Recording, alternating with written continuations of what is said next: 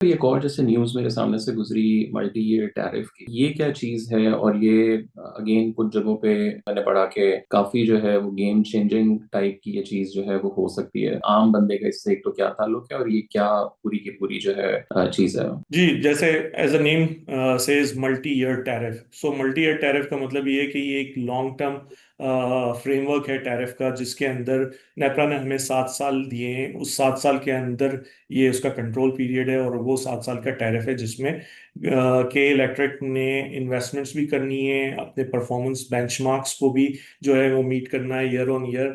और इसी टैरिफ के अंदर नेपरा ने वो कॉस्ट जो कि प्रूडेंट कॉस्ट है वो अलाउ की हैं, और उसके अंदर जो है वो आपको एक सॉर्ट ऑफ सर्टेनिटी मिलती है। बिकॉज जब आप ऑब्वियसली टैरिफ के अंदर इन्वेस्टमेंट बहुत सारी, चाहे वो जनरेशन हो, चाहे वो ट्रांसमिशन हो, चाहे वो डिस्ट्रीब्यूशन है, तो आपको उन सारे एरियाज में अपने सिस्टम को अपग्रेडेड रखना है, अप टू डेट रखना है, कैपेसिटी इनहेंस करनी है, चूंकि ग्रोथ है।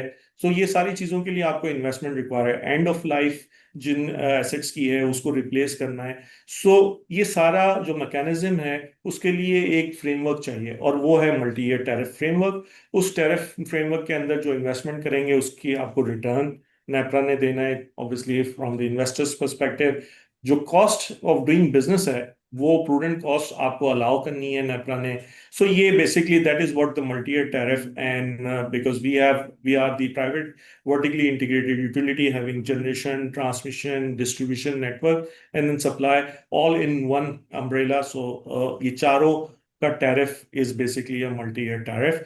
और ये विजिबिलिटी देता है, क्लैरिटी देता है, आपको लॉन्ग टर्म सर्टेनिटी देता है, ताकि आप जब लॉन्ग टर्म फंडिंग के लिए जाएं, is these are large projects, तो आपको फॉरेन लैंडर्स के पास भी जाना होता है, आपको लोकल लैंडर्स के पास, and they see that whether there is enough cash flow to service the debt. Sustainability है ऑर्गेनाइजेशन की, कंपनी की, कि जी ये फंड हो सकते हैं investments. So basically that all covers under the NYT.